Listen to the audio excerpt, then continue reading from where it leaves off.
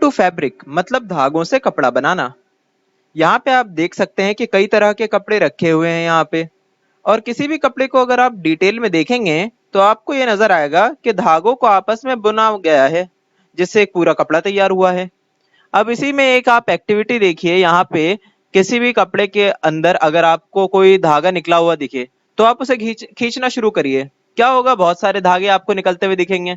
और इन सारे धागों को अगली एक्टिविटी में अगर आप उन धागों को भी खींचने की कोशिश करेंगे तो आपको क्या दिखेंगे, और छोटे छोटे धागे जिनसे वो पूरा धागा बना होगा। तो ये जो पूरा धागा बना हुआ था इसे हम बोलते हैं यार्न। ठीक है, या फिर वो धागा जिससे बनाया जाता है कोई भी कपड़ा। और ये जो धागे बने हुए हैं वो किससे बने हुए हैं, वो बने हैं बहुत ही पतले पतले धागों से, जो कि स्प्लिट हो रहे हैं यहाँ पे छोटे छोटे टुकड़ों में। उन्हें हम बोलते हैं फाइबर्स। वो भी होते धागे ही हैं पर बहुत पतले। अच्छा, अब ये फाइबर्स आते कहाँ से हैं इसकी बात कर लेते हैं। हमें ये तो पता चल गया कि फाइबर्स को आपस में लपेट के बना देते हैं हम यार्न, और यार्न से बना लेते हैं हम कपड़े। फाइबर्स दुनिया में दो तरह के पाए जाते हैं, एक नेचुरल फाइबर्स और एक सिंथेटिक फाइबर्स। नेचुरल फाइबर्स हमें या तो प्लांट से मिलते हैं या फिर एनिमल्स से। प्लांट से मिलते हैं हमें कॉटन या जूट वगैरह, और एनिमल्स से हमें मिलते हैं वूल या फिर सिल्क वगैरह के। वूल मिलता है हमें शीप या गोट वगैरह से, और सिल्क मिलता है हमें सिल्क वॉर्म से। गोट गोट और शीप के बारे में तो आपको पता ही होगा, उनके जो है फर इस तरह से होते हैं कि उनके बालों का इस्तेमाल किया जा सकता है नेचुरल फाइबर्स के लिए। अब देखिए यहाँ पे एक इंटरेस्टिंग फैक्ट है। कह रहे हैं कि ये पहले के जमाने में सिपाहियों के पास अलग तरह की जैकेट होती थी, जो कि बुनी गई होती थी मेटल के तारों से। तो वो भी एक तरह का फाइबर ही होता था, जिससे बहुत ही मजबूत तरह का एक कपड़ा बनता था उनका, या फिर कहें तो मेटल का जो भी था उनका सामान, है ना। अब ये कह रहे हैं कि कई हजार सालों से नेचुरल फाइबर्स का ही इस्तेमाल करते आ रहे थे इंसान, पर पिछले कुछ 100 सालों से केमिकल्स का इस्तेमाल होने लगा कपड़ा बनाने के लिए। और उन्हीं कपड़ों को बोलते हैं हम सिंथेटिक फाइबर्स से बने हुए कपड़े। प्लांट फाइबर्स के कुछ एग्जांपल देख लीजिए, जैसे कि कॉटन। कॉटन मिलता है हमें कॉटन के पेड़ों से। ये रहे उनके पेड़। ये पेड़ ऐसी जगह पे उगते हैं जहाँ पे काली मिट्टी पाई जाती है, और वहां पे थोड़ी सी गर्मी भी होनी चाहिए, इसलिए गुजरात और राजस्थान में ये ज्यादा उगती हैं। इनके ऊपर आप ये कॉटन बॉल्स देख सकते हैं। ठीक है, कॉटन बॉल्स का इस्तेमाल करते हैं हम क्या बनाने के लिए, पहले तो हम रिफाइन कर लेते हैं। रिफाइन करने का तरीका होता है कि इन्हें आप कंघी कर रहे हैं। देख रहे हैं यहाँ पे, कंघी करने से क्या होता है कि इनके अंदर के सारे जो बीज होते हैं वो अलग हो जाते हैं, और कॉटन जो है प्योर वो अलग हो जाता है। फिर उसका इस्तेमाल हम बाद में यान बनाने के लिए करते हैं। अब देख लिया नेक्स्ट क्या है, जूट। जूट देखिए रहा प्लांट। इसका स्टेम ये देख रहे हैं, पतली सी डंडी जो आ रही है, इसी का इस्तेमाल करते हैं हम यान बनाने के लिए जूट का।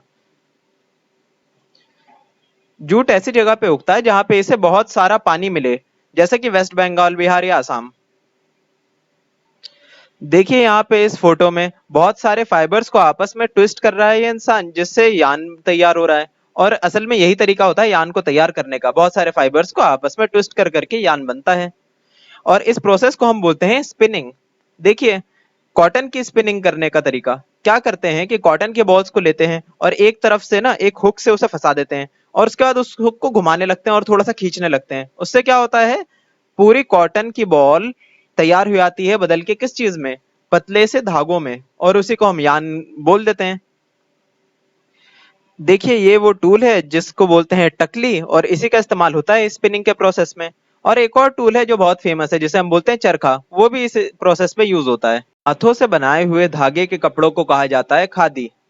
तो आजादी के टाइम पे कुछ कपड़े बाहर से भी इंपोर्ट होते थे, ब्रिटेन ब्रिटेन से। और कुछ कपड़े जो यहीं पे बनते थे इंडिया में, उन्हें हम खादी कहते थे।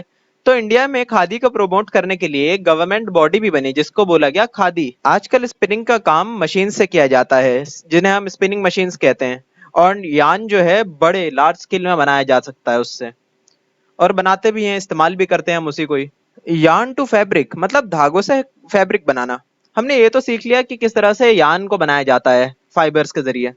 अब हम ये जानेंगे कि फैब्रिक को कैसे बनाया जाता है यान से। तो दो तरीके हैं उसके। पहला है वेविंग। वेविंग बोलते हैं कि दो धागों को आप लीजिए और आपस में एक दूसरे से बुनना शुरू कर दीजिए।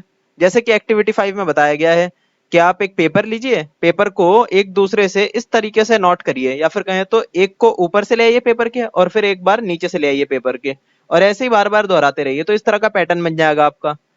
देख रहे हैं लास्ट में डी पार्ट में ये कंप्लीट तैयार हो चुका है। तो इसी तरह का कोई कपड़ा भी होता है, उसमें भी धागे जो है पहले एक दूसरे धागे के ऊपर से आते हैं, फिर अगले धागे के नीचे से जाते हैं, और यही वो बार बार अरेंज होता रहता है पैटर्न।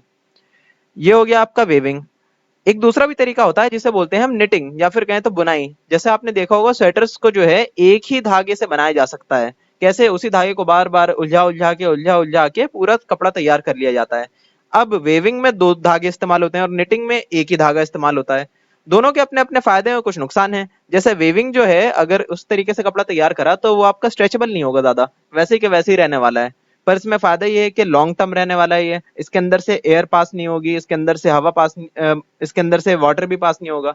पर निटिंग से जो कपड़े तैयार होंगे उसके अलग फायदे हैं। वो स्ट्रेचेबल होगा, फोर साइडेड स्ट्रेचेबल होगा बल्कि, और उसे ज्यादा प्रेस वगैरह करने की भी जरूरत नहीं पड़ेगी। पर उसमें अलग नुकसान है, उससे जो है उसकी लाइफ भी ज्यादा नहीं होगी और उसके अंदर से एयर भी पास हो जाया करेगी आराम से, और वो स्वेट भी बहुत ज्यादा सोखेगा। अब देख लिए, बोल रहे हैं हिस्ट्री ऑफ क्लोथिंग मटेरियल्स। कहते हैं कि बहुत पहले जो है इंसान जब इतनी तरक्की नहीं कर रहे थे, तब जानवरों को मार के उनकी खालों को पहनते थे वो। और उसके बाद जब धीरे धीरे थोड़ा सा समझदार होने लग गया इंसान, तो उन्होंने क्या करा, जानवरों के जो लंबे लंबे बाल होते थे उनका इस्तेमाल करने लगे, आपस में बुनकर उनसे कपड़ा बनाते थे, और मतलब कपड़ा है जो भी उन्हें कहें आप, उन्हें वो ओढ़ना शुरू करते थे। अच्छा, ये सब तो चलता रहा अपने टाइम के हिसाब से। उसके बाद कहते हैं कि लगभग 7,000 साल पहले कॉटन के बारे में खोज करी लोगों ने। पता लगा कि कॉटन नाम का भी एक पेड़ होता है, या फिर मतलब नाम तो बाद में ही हुआ उसका। कॉटन के बारे में उन्होंने कुछ शोध करना शुरू करी, पता करना शुरू करा कि इसके हम किस तरह से इस्तेमाल कर सकते हैं, और आज वो कॉटन देखिए कितना इस्तेमाल होता है।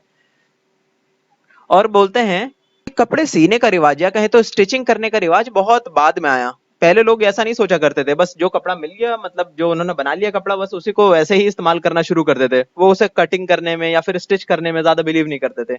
ये बहुत बाद में शुरू हुआ। और ये बात आप अभी भी देखिए कि धोती और साड़ी, लुंगी, ये सब अभी भी अनस्टिच क्लॉथ्स ही हैं जो इस्तेमाल हो रहे हैं आज तक। अब देख लिया, लास्ट है बिल्कुल, एक बार रिवाइज कर लेते हैं। देखिए, कॉटन रोल्स जो होते हैं उनसे हम क्या करते हैं, उनकी हम करते हैं गिनिंग। गिनिंग क्या होती है? उससे जो भी फिल्टर कर लेना, उसके सारे बीज वगैरह को साइड कर देना। और उसके बाद जो फाइबर बना लेते हैं हम, फाइबर कैसे बनाते हैं, स्पिनिंग करने के बाद जो फाइबर निकलता है उसको हम स्पिनिंग करने के बाद जो है यान बना लेते हैं। स्पिनिंग आपको पता है कैसे होती है, उसका जो एक पतला सा धागा से निकालेंगे उसमें से फाइबर से, और उसको फिर ट्विस्ट करते हुए चले आएंगे और खींचते हुए चले आएंगे, तो कॉटन बॉल से हमारा यान तैयार होने लग जाता है। और फिर यान जब एक बार तैयार हो गया तो उसको हम क्या कर सकते हैं, या तो निटिंग कर सकते हैं या चाहे तो वेविंग कर सकते हैं। दोनों के अपने फायदे हैं, अपने नुकसान है, और फैब्रिक तैयार। यहाँ पे देख लिए, ये सारे कुछ कीवर्ड्स हैं, ये आपको पता होने चाहिए, और यहीं पे आपका होता है चैप्टर खत्म।